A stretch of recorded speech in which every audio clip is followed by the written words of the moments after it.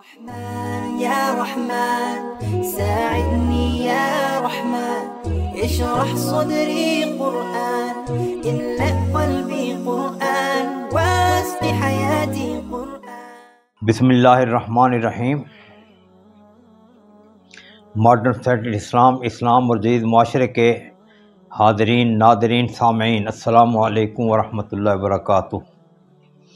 آج میں ایک اور نئے موضوع کے ساتھ آپ کے سامنے پیش خدمت ہوں، اور یہ موضوع ہے اسلام کا مزاج غلبہ دین۔ میں اسے پھر دہرا دیتا ہوں، اسلام کا مزاج غلبہ دین۔ جب ہم تقابل ادیان میں یا مطالعہ مذاہب جو ہے، اس کے اندر مختلف مذاہب، مختلف ادیان، مختلف طرز زندگی، مختلف نظام حیات کا جب مطالعہ کرتے ہیں تو اس میں ہمیں ہر نظام حیات کے خاص مزاج معلوم ہو جاتا ہے۔ مثال کے طور پہ مجھے ابھی تک یاد ہے 1970 میں 69 میں میٹرک میں پڑھتا تھا۔ اس زمانے میں پاکستان میں کمیونزم کا بڑا شور تھا، غلغلہ تھا کہ کمیونزم ایک نظام ہے، آئے گا، یہ وہ وغیرہ۔ اور چائنا میں جو اس نظام کے بانی تھے ماؤ زیدونگ نے ایک سرخ لال کتاب انہوں نے دی تھی، چھوٹی سی کتاب تھی، بہرحال وہ کمیونسٹ حضرات مفت بانٹتے تھے، مجھے بھی کہیں سے مل گئی، میں نے بھی پڑھا۔ اس میں پہلی چیز تھی کہ انقلاب بندوق کی گولی سے آتا ہے اور خون ریزی سے آتا ہے۔ اب کمیونزم، سوشلزم کا مزاج جو ہے وہ خون ریزی والا مزاج ہے، خون آلود اور خون اور قتل و غارت اور لاشوں کے انبار، جو کمیونزم اور سوشلزم کا مزاج یہ ہے۔ اس طریقے سے ہندو مت کا مزاج آپ دیکھیں کہ وہ مندروں میں پڑے ہیں، عبادت کر رہے ہیں، جنگلوں میں نکل گئے، جوتشی ان کے باقی تمام لوگ ادھر ادھر سارے، تو وہ مزاج بھی راہبانہ ہے۔ اور پھر یہودیت کا مزاج دیکھیں آپ، یہودیت کا تکبر ہے اور پندار ہے، غرور ہے، نحن ابناء اللہ و احباؤہ، کہ ہم اللہ کے بیٹے اور ان کے محبوب ترین مخلوق ہیں، اور باقی تمام مخلوق ہمارے لیے، ہماری خدمت کے لیے پیدا ہوئی ہے۔ تو مختلف مذاہب کا مختلف مزاج ہوتا ہے۔ اس طریقے سے آپ دیکھیں کہ اسلام کا مزاج یہ ہے کہ اسلام دنیا پہ اپنا غلبہ چاہتا ہے اور امن کے ذریعے چاہتا ہے۔ لڑائی، جنگ، جدل اور خون ریزی، لاشوں کے انبار، لاشوں پہ مینار، اسلام اس کی بات کی اجازت نہیں دیتا، اور اسلام غلبہ چاہتا ہے اور امن کے ذریعے سے چاہتا ہے۔ آپ دیکھیں رسول اکرم صلی اللہ علیہ وسلم نے جتنی بھی اپنے دور میں 10 سالہ دور میں جنگیں لڑیں، ان میں ٹوٹل 150 قریب مسلمان شہید ہوئے اور 200-300 کے قریب جو تھے وہ اپنا کفار شہید ہوئے۔ اور بنو قریظہ والوں نے اپنے لیے فیصلہ خود کیا، ان کا کوئی تعداد 500 بتاتا ہے، کوئی 600، کوئی 700 تک۔ تو یہ 700 بھی اگر ہم لگا دیں تو 1100 آدمی سارے مسلمان، کافر، یہودی ملا قتل، اور ایسا بڑا انقلاب آیا کہ سارا عرب مسلمان ہو گیا۔ اور اس کے بعد پھر وہ وہاں سے نکلے، وہ جیسے علامہ اقبال نے کہا ہے کہ نکل کے صحرا سے جس نے روما کی سلطنت الٹ دی تھی، وہ انہوں نے ساری سلطنت، اور وہاں پہ ایسا انقلاب برپا کیا، شام، عراق، اور اس میں مسلمانوں کا مزاج خوریدی والا نہیں تھا۔ جب بھی کسی ملک پہ، شہر پہ حملہ کرتے، پہلے کہتے کہ اسلام لے آؤ اور ہمیں جزیہ دو، ہم تمہاری حفاظت کریں گے، تمہیں اپنے مذہب کی آزادی ہے، یا پھر ہمارے محکوم بن جاؤ، ہم تمہارے مذہب کی آزادی، ہمیں جزیہ دے دو، اسلام لے آؤ یا محکوم بن جاؤ یا پھر جنگ کے لیے تیار ہو جاؤ۔ کبھی انہوں نے یکدم کہیں حملہ نہیں کیا۔ اسلام کا مزاج امن والا اور غلبے والا ہے۔ اسلام کے ٹوٹل جتنے احکامات ہیں، قرآن مجید کا مطالعہ کریں تو ہم دیکھیں گے کہ 3/4 احکام وہ ہیں 75% احکام وہ جو حکومت کے ذریعے نافذ ہوں گے، 1/4 انفرادی زندگی کے احکام ہیں، 3/4 75% احکام قرآن مجید کے جو ہیں آپ ساری جگہ دیکھیں۔ تو ہر مذہب کا ایک مزاج ہوتا ہے۔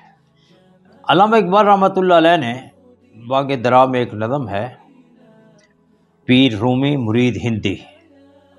آپ علامہ اقبال رحمۃ اللہ علیہ مولانا جلال الدین رومی جو کہ ترکی کے تھے، ان کو اپنا روحانی پیر مانتے تھے، حالانکہ کافی فرق ہے دونوں کی زندگیوں میں، لیکن وہ ان کو اپنا، اور جو سوال کرتے پھر ان کی کتاب جو تھی جس کو مثنوی مولوی مانوی، مثنوی روم اسے کہتے ہیں، بڑی مارکت الآراء کتاب ہے، تو اس میں سے اس کا جواب تلاش کر کے پھر وہ دیتے ہیں، پیر رومی مرید ہندی۔ اس میں وہ حضرت مولانا روم رحمۃ اللہ علیہ سے سوال کرتے ہیں کہ کاروبار خسروی یا راہبی، کیا ہے آخر غایت دین نبی، کہ ہمارے نبی صلی اللہ علیہ وسلم کے دین کا مقصد کیا ہے، اس کا مزاج کیا ہے، کاروبار خسروی دنیا پہ حکمرانی ہو، یا کاروبار یا راہبی ہو، یا جنگلوں میں بیٹھ جائے اور بس اللہ اللہ کرتے رہیں۔ تو مولانا روم اس کا جواب دیتے ہیں کہ مصلحت در دین ما جنگ و شکو، میرے دین رسول اکرم صلی اللہ علیہ وسلم دین کی مصلحت یہ ہے، اور اس کا مزاج یہ ہے کہ دنیا میں جنگ کر کے شان و شکو سے رہنا ہے، محکومیت، مظلومیت، غلامی، اور کسی کے نیچے لگ کر، یہ اسلام کا مزاج ہی نہیں ہے۔ مصلحت در دین ما جنگ و شکو، مصلحت در دین عیسیٰ غارو کو، حضرت عیسیٰ علیہ السلام کے دین کی مصلحت تھی، ان کا مزاج تھا کہ وہ رہبانیت، غاروں میں کوہ میں بیٹھ کے عبادت کرتے تھے، اور ابھی تک پتہ نہیں کتنے لوگ کر رہے ہیں باہر۔ تو اس لیے اسلام کا مزاج شروع سے غلبہ دین ہے۔ اب میں سیرت النبی کے چند واقعات آپ کے سامنے رکھوں گا۔ رسول اکرم صلی اللہ علیہ وسلم نے پہلے جب اعلان تبلیغ کی، اور کوہ بنو قبیس کی پہاڑی پہ صفا کے ساتھ جو ہے آج کل وہاں پہ دارالضیافہ بنا ہوا ہے سعودی گورنمنٹ کا، وہاں کھڑے ہو کر آپ نے چادر لہرائی، سارے آ گئے، آپ نے کہا کہ میں اگر کہوں اس طرح اس پہاڑ کے پیچھے لشکر ہے جو تمہارا حملہ آور ہونے والا ہے، کیا تم مانیں گے؟ ان کو بالکل مانیں گے، آپ تو صادق امین ہیں۔ تو اس پر آپ نے کہا کہ میں ایک ایسا نظام لایا ہوں کہ اگر اس نظام کو تم اپنا لو تو کیسر و کسرا کی سلطنتیں تمہاری باجگدار ہو جائیں گی۔ تو اس پر وہ سارے ہنسنے لگ گئے، بھی کیسر و کسرا اور یہ کیا، یہاں پہ کھڑے ہو کے ایک نوجوان 40-45 سال والا یہ کیسی باتیں کر رہا ہے۔ مزاج ہمارا شروع سے یہی تھا رسول اکرم صلی اللہ علیہ وسلم کہ دنیا پہ حکمرانی کرنا۔ یعنی علامہ اقبال نے کہا جو کرنی ہے جہانگیری، یعنی اگر دنیا پہ حکمرانی کرنے ہے محمد کی غلامی کر، عرب کا تاج سر پہ رکھ، خدا بندے عجم ہو جا۔ تو اس کے بعد جب اعلان تبلیغ شروع ہوئی تو آپ نے اپنے قریش کے تمام کو 20-25-30 بڑے جو تھے ان کی اور نوجوانوں کی دعوت کی، اور دعوت کے بعد آپ نے کہا کہ میرے پاس ایسا پیغام ہے کہ میں نے ایک مرتبہ ساری دنیا پہ حکمرانی کرنی ہے، تو مجھے سفیر وزیر کی ضرورت ہے، تو آپ میں سے کون ہے جو اس کے لیے مجھے پیش کرتا ہے؟ میں کوئی اپنی طرف سے باتیں نہیں کر رہا، یہ حامد انصاری ہیں، ان کی کتابیں اسلام کا نظام حکومت، اسے پڑھ کر دیکھیں آپ۔ اچھا، ابن کثیر کی جو تاریخ کی کتاب ہے البدایہ والنہایہ، اس کو پڑھ کے دیکھیں، اس کے اندر یہ ابن کثیر کی الکامل فی التاریخ، اسے پڑھ کے دیکھیں، اس کے اندر یہ باتیں ہیں۔ اور اس طریقے سے آپ امام طبری رحمۃ اللہ علیہ کی تاریخ الامم والملوک، اس کا اردو ترجمہ، تمام کو اردو ترجمہ ہو چکے، آپ اس کو پڑھ کے دیکھیں۔ شروع سے اسلام کا مزاج جو ہے وہ غلبہ دین ہے، محکومیت نہیں ہے، غلامی نہیں ہے، مظلومیت نہیں ہے، اور کسی کی رعایا بن کے رہنے والا نہیں ہے۔ بلکہ پھر آپ دیکھیں کہ مکے والوں کو آپ یہ جب دعوت دی تو مکے والے جو تھے جب مسلمان وہاں سے گزرتے تو ان کے اوپر تانے دیتے، ہاؤلاء ملوک العجم والعجم، اے دیکھو یہ چل ہی نہیں سکتے، کھانے کو ملتا، پیٹ جو ہے وہ کمر کے ساتھ لگا ہوا ہے، اور یہ عرب اور عجم کے حکمران جا رہے ہیں، ملوک بادشاہ جا رہے ہیں، یہ دیکھو۔ پھر آپ دیکھیں کہ آپ نے رسول اکرم صلی اللہ علیہ وسلم نے جب سفر ہجرت میں ان پہ وہاں کا ایک بنو مدلج قبیلے کا تھا، سراقہ بن مالک مدلجی، وہ آپ پہ حملہ کرنے آیا، کیونکہ اسے پتہ تھا کفار قریش نے آپ کے لیے 100 اونٹ رکھے ہوئے ہیں، وہ بھی سرخ اونٹ۔ اس لالچ میں اس نے کہا چلو یہ مجھے مل جائے گا، تو اللہ تعالیٰ نے کرم کیا، اس کا گھوڑا دھنس گیا زمین میں، پھر اس نے کوشش کی، پھر دھنس گیا، وہ ڈر گیا، بھئی یہ کوئی ماورائی اپنا عام انسان نہیں ہے، یہ تو اللہ کے نبی ہیں، اللہ ان کی حفاظت کر رہا ہے۔ تو آپ نے کہا سراقہ تو کیا دیکھ رہا ہے؟ میں تیرے ہاتھ میں سے کسرا کے کنگن دیکھ رہا ہوں، کسرا کے کنگن۔ غریب الدیاری میں پھر رہے ہیں، بھٹکتے ہوئے مدینہ جا رہے ہیں، اور 10-12 دن گزر چکے ہیں، اور اس کو خوشخبری دے رہے ہیں کہ کسرا کے کنگن، یعنی جو ایران کا بادشاہ کسرا، اس کے کنگن، جیسے میں کسی کو خوشخبری سناؤں کہ انشاءاللہ تو جو امریکہ کے وائٹ ہاؤس جو ہے انشاءاللہ تیرا دیرا اس کے اندر ہوگا۔ تو یہ اسلام کا شروع سے مزاج ہے، غلبہ دین، محکومیت نہیں ہے، مظلومیت نہیں ہے، کسی کے نیچے رکھ کے رعایا بن کے نہیں، اسلام غالب ہونے کے لیے آیا ہے۔ اور پھر آگے آپ چلے، آپ دیکھیں کہ جنگ خندق کے موقع پہ جب پیٹ پہ 2 پتھر بندھے ہوئے ہیں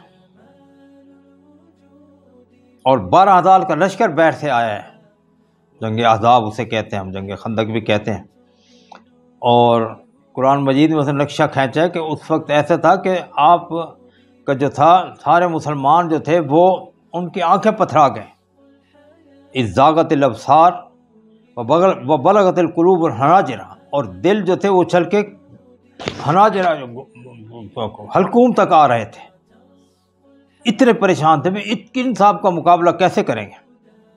اور ایک چٹان نہیں ٹوٹ رہی تھی، جب آپ نے ہتھوڑے سے توڑی تو اس میں چنگاری نکلی، تو آپ نے یہ نہیں کہا چنگاری نکلی اور اونٹ اور پتھر ٹوٹا، اور یہ نہیں، آپ نے فرمایا کہ مجھے شام اور عراق کی چابیاں دی گئی ہیں، پھر چادر آپ نے فرمایا جو مجھے روم کی چابیاں دی گئی ہیں۔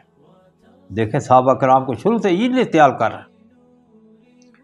اور مسجد نبی جب بن رہی تھی تو اس وقت سارے رسول اکرم خود بھی آپ نے اپنے سر مبارک پہ گارا اٹھایا ہوا، باقی تمام مختلف چیزیں بنا رہے تھے، تو آپ اس وقت کہہ رہے تھے کہ یہی میرے وزراء ہیں، یہی سفراء ہیں، جب میں نے دنیا پہ حکومت کی تو یہی سفیر ہوں گے، یہی وزیر ہوں گے، یہی میرے خلفاء ہوں گے سارے۔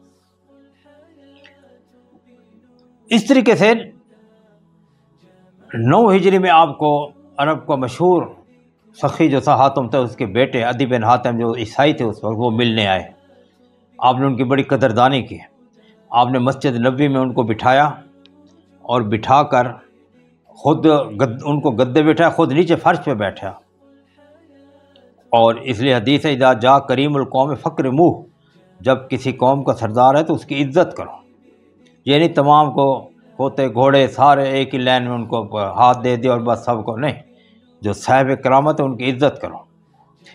تو اور وہ عیسائی تھے۔ آج تو ہمارے ہاں یہ صورتحال ہے کہ اخلاق نبوی کا ہر جگہ جنازہ اٹھا ہوا ہے۔ ابھی میں پرسوں پڑھ رہا تھا، سوشل میڈیا پہ آیا ہوا تھا، مولانا الیاس قادری ان کا بیان آیا ہوا تھا کہ اپنی بہن کی کتے سے شادی کر دو، لیکن خانہ کعبہ میں وہاں کے امام کے پیچھے نماز مت پڑھنا۔ دیوبندیوں میں چلے جائیں، 2 بڑے گروہ ہیں، حیاتی مماتی، حیاتی مماتیوں کو کافر سمجھتے ہیں، مماتی حیاتوں کو کافر سمجھتے ہیں، اور ان کے ساتھ نکاح وقت تعلقات ہر چیز ختم، معاملات مناکحات وغیرہ ہر چیز ان کے ساتھ۔ اس طرح بریلوی میں کئی گروہ بنے ہوئے، ایک دوسرے کو کافر سمجھتے کہتے ہیں وہ تو۔ اخلاق نبوی دیکھیں،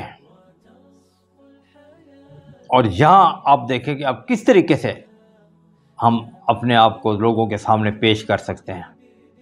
خیر یہ ایک نقطہ مترجہ طور پہ، تو آپ نے ان سے کہا کہ عدی تم ایک دن دیکھو گے کہ میری فوجیں جو ہے کسرا کی سلطنت میں پہنچی ہوں گی، اور تم دیکھو گے کہ میرے یمن سے ایک عورت چلے گی زیورات سے لدی پھدی، اور مکے میں آئے گی حج کر کے واپس جائے، کوئی اس کا نگاہ اٹھا کے نہیں دیکھے گا، اور اس لیے ایک اور بات کو میرے ذہن سے نکل گئی ہے. تو عدی بن حاتم کہنے لگے کہ میں نے کہا شاید کسریٰ کوئی مدینے کے قریب کوئی قبیلہ اس کا سردار کا نام کسریٰ ہے. تو میں نے کہا کون سا کسریٰ یا رسول اللہ صلی اللہ علیہ وسلم؟ کہا کسریٰ بن ہرمز، وہ ایران والا، ادھر. ہاں. اور عدی بن حاتم رضی اللہ تعالیٰ عنہ نے اپنے آنکھوں سے یہ چیزیں دیکھی. حضرت عمر رضی اللہ عنہ میں سارے ایران پہ قبضہ ہوا، کسریٰ ختم ہو گیا، ان کا تمام علاقہ مسلمانوں کے قبضے میں آ گیا، اپنی آنکھ سے انہوں نے دیکھا.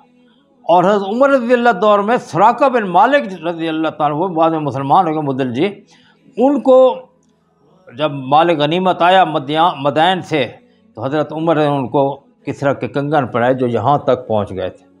یہ لو. اور اس طریقے سے ہم قرآن مجید کا جب مطالعہ کرتے ہیں تو اس کے اندر بھی یہی حکم ہے کہ قرآن مجید کا مقصد یہ ہے کہ دنیا پہ حکمرانی کے لیے آیا ہے. وَالَّذِي أَرْسَلَ رَسُولَهُ بِالْهُدَىٰ وَدِينِ الْحَقِّ لِيُظْهِرَهُ عَلَى الدِّينِ كُلِّهِ، تمام باقی ادیان پہ غالب آ جائے. اور دوسری جگہ سورہ نساء اللہ فَلَا وَرَبِّكَ لَا يُؤْمِنُونَ حَتَّىٰ يُحَكِّمُوكَ فِي مَا شَجَرَ بَيْنَهُمْ ثُمَّ لَا يَجِدُوا فِي أَنفُسِهِمْ حَرْجًا مِّمَّا قَضَيْتَ وَيُسَلِّمُوا تَسْلِيمًا. اللہ کی قسم، یہ اگر باطل نظام کے تحت فیصلے کراتے رہیں گے تو کبھی مسلمان نہیں ہو سکتے. رسول اکرم صلی اللہ علیہ وسلم کے نظام میں مسلمان کر اسے مان اور اس پر راضی ہو جائیں، سلم و تسلیمہ، تو وہ پھر اللہ تعالیٰ فرمایا یہ اصل ایمان ہے. تو اسلام کا مزاج ہی غلبے والا ہے. مسلمان پیدا اس لیے ہو کہ دنیا میں غالب ہو کر اور دنیا میں امن قائم کریں. ہمارے غلبے کا مقصد خوریدی نہیں ہے، لاشوں کے انبار لگانا نہیں ہے، قتل و غارت نہیں ہے. دنیا کو امن کا گہوارہ بنا دینا، دنیا کو پریم سے آشنا کرنا، محبت سے آشنا کرنا. مسلمان تو اس چیز کا داعی ہے.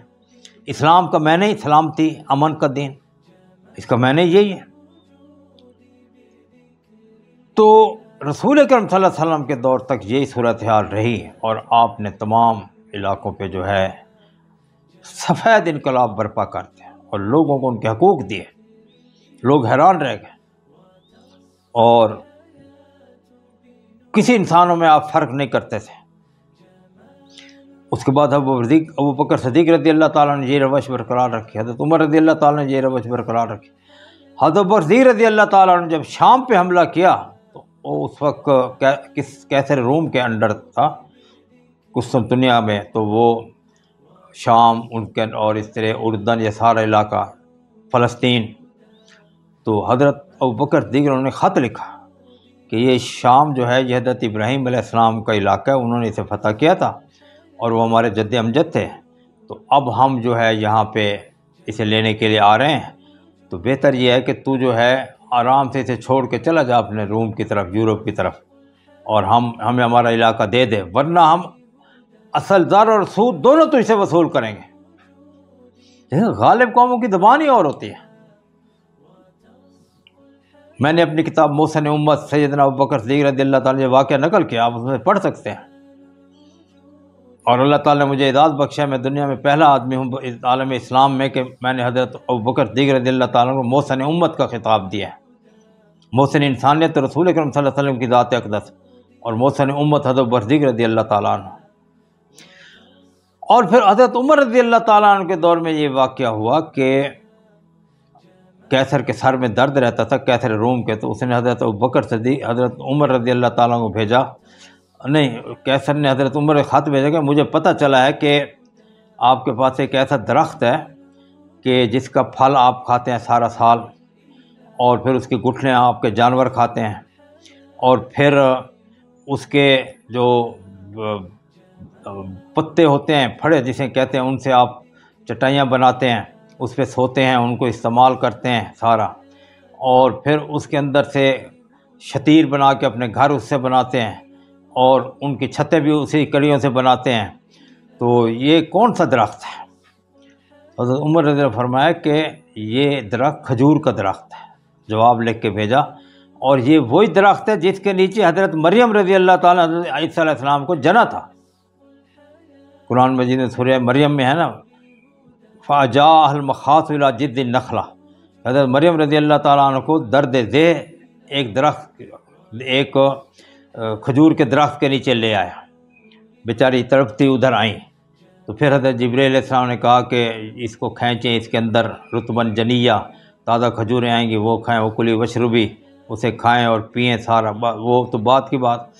حضرت عمر نے لکھا کہ وہی درخت ہے یہ جس کا تو پوچھ رہا ہے، جس کے نیچے حضرت عیسیٰ علیہ السلام پیدا ہوئے تھے۔ اور پھر لکھا کہ خدا کے بندے جو ماں کے پیٹ سے پیدا وہ کبھی خدا ہو سکتا ہے؟ جس کو ماں نے 9 مہینے رکھا اور اس کو تم خدا مانتے ہو؟ کوئی خوف خدا کرو، کوئی عقل کرو کہ جو ماں کے پیٹ جنے اسے خدا مانتے ہو۔ خدا تو وہ ہے جسے لم یلد ولم یولد ولم یکن لہ کفوا احد۔ تم یہ کیا کرتے ہو؟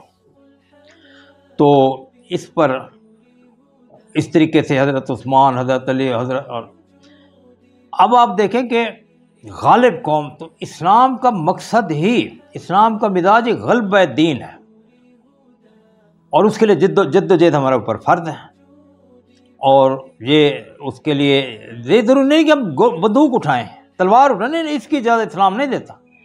پرامن طریقے سے، اور اس کے بعد پرامن کے ساتھ جو جس ملک میں جائیں اس کے آئینی حدود کی پابندی کرتے ہوئے اپنی تبلیغ شروع کر دیں۔ جہاد کا معنی یہ نہیں کہ بس گولی اٹھا کے دوسرے کو مار دیں۔ جہاد پہلے تبلیغ سے شروع ہوتا ہے، اصلاح سے شروع ہوتا ہے۔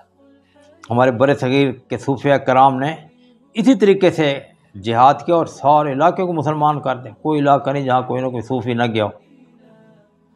انہوں نے وہاں پہ تبلیغ دین شروع کی، لوگوں کے دل جیتے، محبتیں بانٹیں، لوگوں کے اندر الفت پیدا کی، اور آج جو ہے ان کو سینکڑوں سال مرے ہو، لیکن ان کے جو مزار ہیں وہ مرجع خلائق ہیں۔ وہاں پہ مسلمان بھی آتے ہیں، ہندو بھی آتے ہیں، سکھ بھی آتے ہیں۔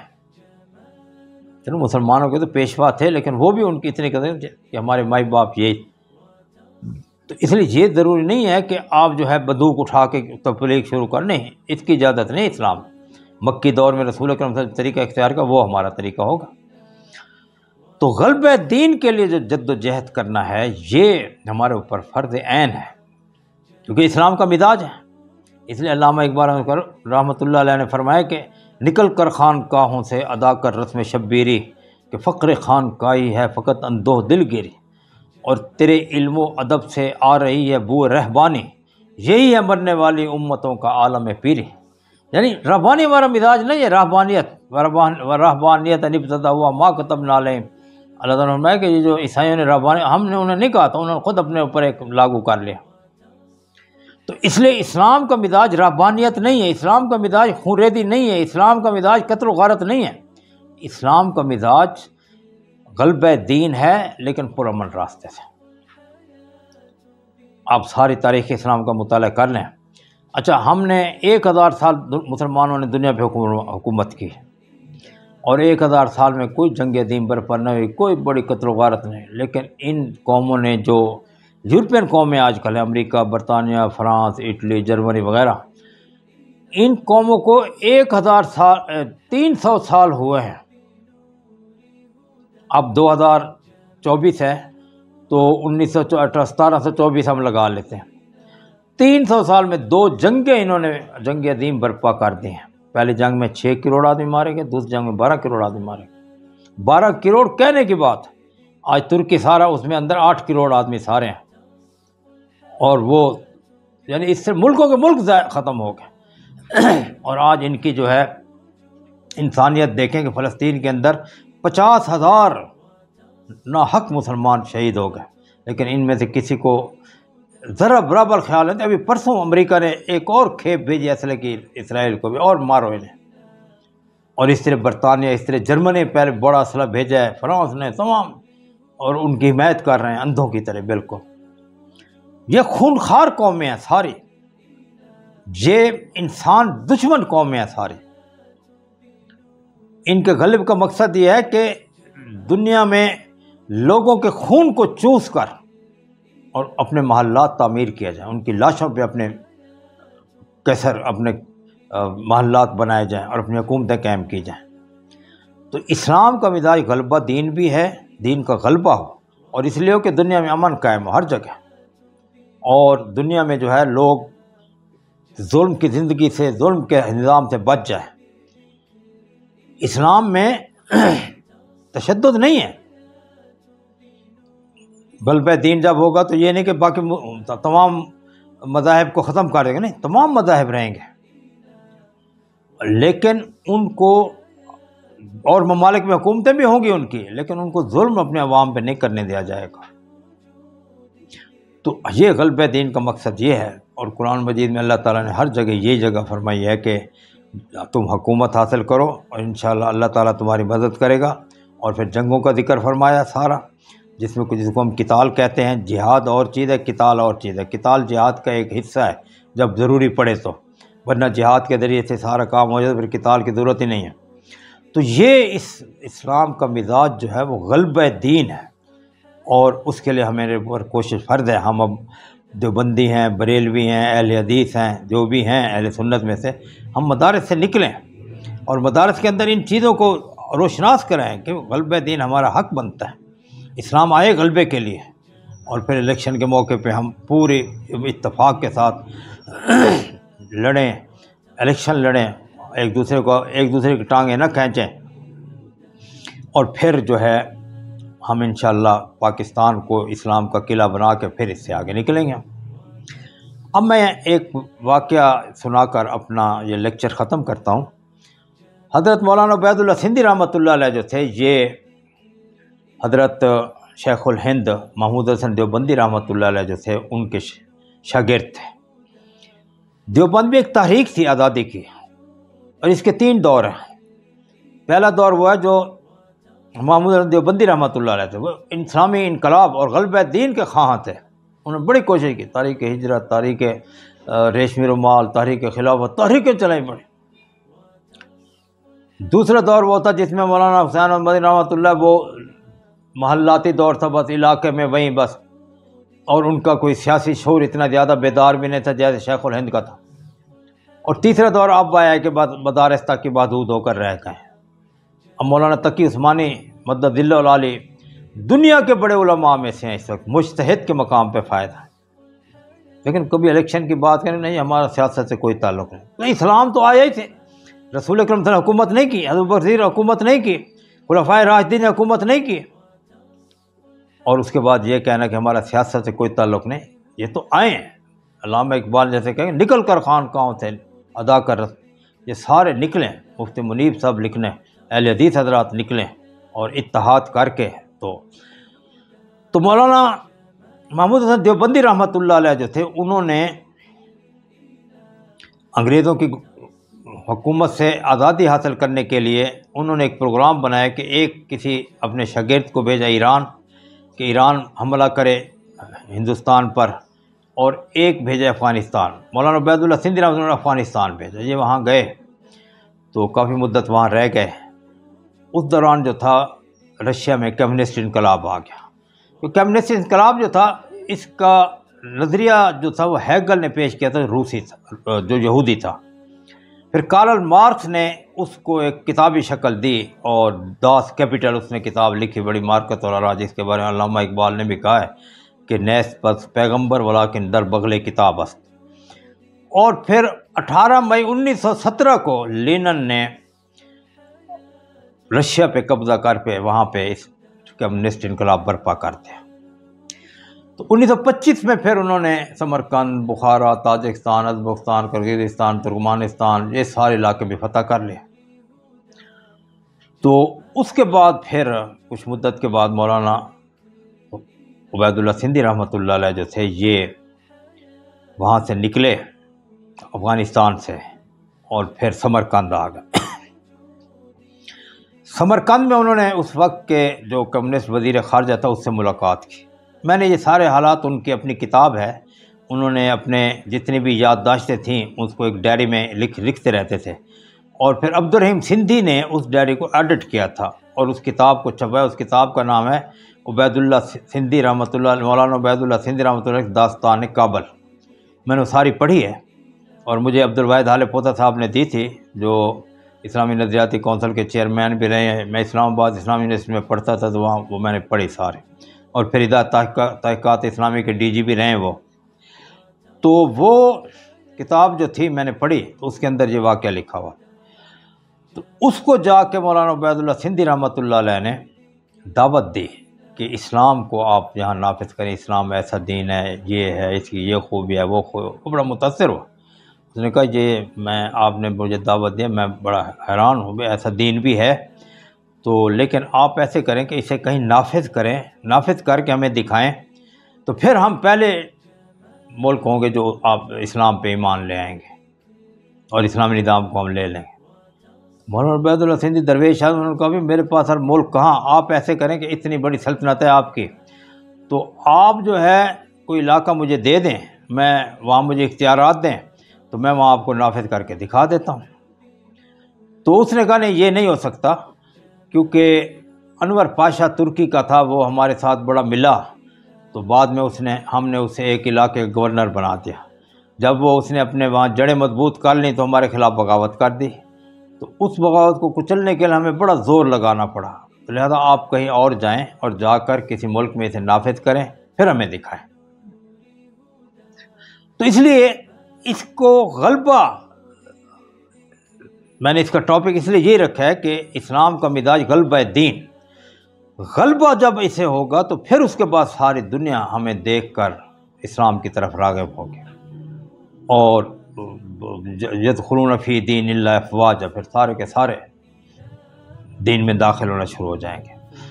تو اس لیے دور حاضر میں جب تک ہم پاکستان کے اندر اسلامی نظام نافذ کر کے اور دنیا کو نہیں دکھا دیتے، اس وقت تک ہمارا دنیا کو یہ کہنا جی آپ ہیں اسلام بہترین نظام ہے، یہ ایک نظریاتی باتیں ہیں، عملی تطبیق ہم اس کی نہیں دکھا سکتے۔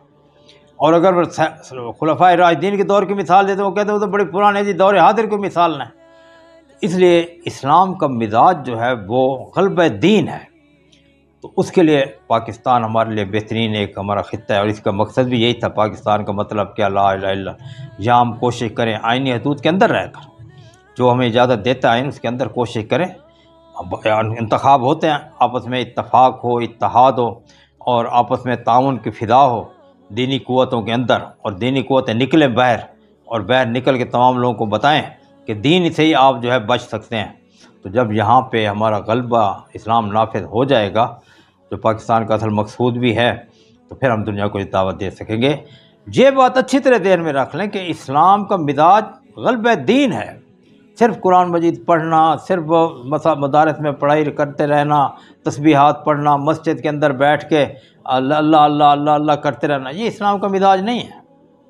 حضرت عمر رضی اللہ تعالیٰ عنہ کے دور میں ایک آدمی ایسے جا رہا تھا اور اس نے تسبیح پکڑے اور اوپر جیسے آج کل ہمارے پیر چادر باندھ لیتے ہیں، تو آپ نے کہا تو ایسے کیوں جا رہا ہے ایسے؟ تو کہا یہ متقی بن گیا۔ آپ نے اسے 2 کوڑے سزا دی، لیکن تو اسلام کی یہ تسبیح پیر کر رہا۔